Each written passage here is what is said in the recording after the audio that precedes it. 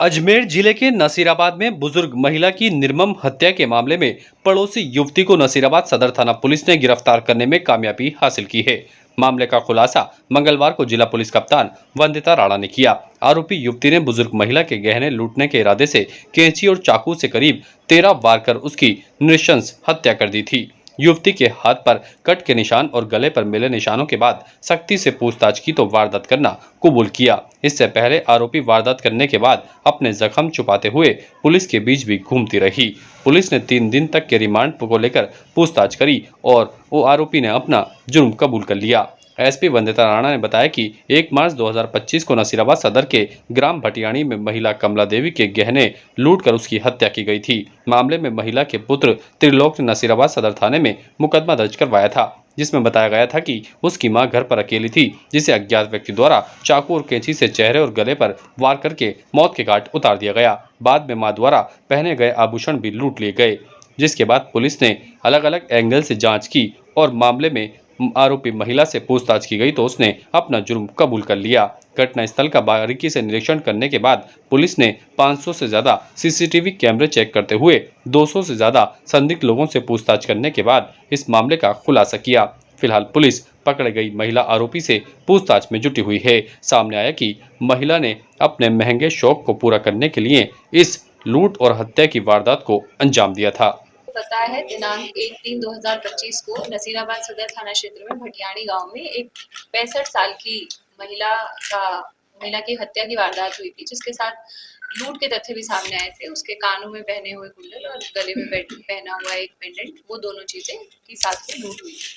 जैसे ही तुरंत घटना के तुरंत बाद हमने टीम गठित की और टीमें गठित करने के बाद हर संभव प्रयास किया गया कि किस प्रकार से इनको ट्रेस किया जा सकता है, जिसमें बहुत से सीसीटीवी चेक किए गए, टेक्निकल जो भी इंटेलिजेंस है वो डेवलप की गई और इसके साथ साथ जो ऑन ग्राउंड इंटेलिजेंस के ऊपर भी हमारी पूरी टीम काम कर रही है। इस मैटर में हमें सफलता प्राप्त हुई है और सफलता में पड़ोस में ही रहने वाली एक लड़की, जिसका नाम संजू पुत्री रामदेव जाति प्रजापत है, 20 साल की ये लड़की है, जिसने इस घटना को कारित करना पाया गया और उसमें जो घटना में यूज किए हुए वेपन थे वो मौके से हम लोगों को पहले ही मिल चुके थे। आगे जो इसका अनुसंधान है वो जारी है। घटना कारित करने का जो कारण है वो पैसों की कमी ही है। वो उसको शौक थे, शौक पूरे करने के लिए जितने उसे पैसे चाहिए थे उतने उसके पास नहीं थे।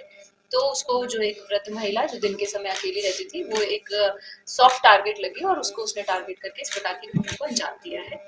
और पूरी की पूरी टीम के द्वारा काफी मेहनत की गई। इसमें विशेष रूप से जो ऑन ग्राउंड इंटेलिजेंस के ऊपर काम करने में कांस्टेबल महेंद्र है, जो नसीराबाद सदर थाने, उनकी बहुत अच्छी भूमिका। नहीं, वो लड़की नहीं है, वो एक छोटी उम्र की बच्ची थी। नहीं, रिलेशन में नहीं लगते, ये अलग अलग जाति के हैं, लेकिन पड़ोसी हैं, आमने सामने ही घर। नहीं, उसको पैसों का ही था मंशा। वो 20 साल की लड़की है, कोई हार्ड एंड क्रिमिनल नहीं है, तो उसे संभवतः उसे समझ नहीं आया होगा कि ये भी एक तरीका हो सकता है, अलमारी में से भी पैसे निकाले जा सकते हैं। बाकी उसके अनुसंधान से और ज्यादा क्लियर हो जाएगा, बट जो पर्पस रहा वो पर्पस जो है वो ग्रीड ही है, लालच के कारण और लूट की मंशा रखते हुए ये घटना कारित की गई। नहीं, इसका अब तक पूरी वारदात में इसका अकेला ही होना पाया गया है। बाकी अनुसंधान अभी भी जारी है। 3 दिन का पीसी लिया गया है। लड़की से डिटेल में जाके अनुसंधान की जाएगी और जो भी गहने गए हैं उनकी रिकवरी और अग्रिम जो भी अनुसंधान है वो सारी चीजें भी बाकी है। अब उससे अनुसंधान करके, जैसे मैंने बताया, 3 दिन का पीसी लिया गया है, अगले 2 दिन के अंदर क्लियर हो जाएगा। वारदात जैसा कि आपको बताया, ये घर के सामने ही रहती है और जो महिला है उसको उसके रूटीन के बारे में इसको जानकारी है। ये कई लंबे समय से इस चीज को नोटिस कर रही थी कि किस समय पर महिला घर में अकेली रहती है। घर में जब उसकी उनकी जो मृतका है उनकी बहू लगभग 11:15 बजे खेतों के लिए चली गई और उसके बाद घर में कोई नहीं था। तो ये तुरंत इसने इस तरीके से उनको अकेला पाके और इस वारदात को अंजाम दिया। और क्योंकि घर सामने ही है तो भागना भी कोई इशू नहीं था। हम लोग लंबे समय तक, हमारी पूरी डीएसटी की टीम और कई थानों की टीम लंबे समय तक सीसीटीवी खंगाल रही थी कि हो सकता है कोई बाइक से आया हो सकता है कोई गैंग हो। तो इस प्रकार का कोई मूवमेंट हमें मिल नहीं पा रहा था, जिसका कारण यही है कि लड़की सामने ही रहती है, वो वहीं से निकली और वहीं घर के अंदर चली गई और तुरंत घर के बाहर कोई सीसीटीवी कैमराज नहीं लगे हुए थे। शादीशुदा तो नहीं है और 12th पास किया हुआ है। कोई प्रेम प्रसंग का कोई अभी तक इस प्रकार की कोई बात नहीं है। जैसा कि मैंने आपको बताया, हम मल्टीपल स्ट्रीम्स पे काम कर रहे थे। हमारी एक टीम जो है, 4-5 टीमें हमने सीसीटीवी फुटेजेस देखने के लिए बना रखी थी। इसके अलावा टेक्निकल इनपुट डेवलप करने के ऊपर भी काम कर रहे थे। परिवार वालों से पूछताछ करने के लिए भी एक टीम काम कर रही थी। इसके साथ साथ डोर टू डोर सर्वे के रूप में जितने भी घर हैं जो घटना स्थल है उसके आसपास, उनके लिए भी हमने टीमें बना के लगा रखी थी। तो शुरुआत जो हुई वो इसी तरीके से हुई कि एक-एक करके जब अलग-अलग लोगों से पूछते हुए जा रहे थे, और इस घर में इस लड़की है उसकी मदर से पूछताछ की गई, लड़की से पूछताछ की गई।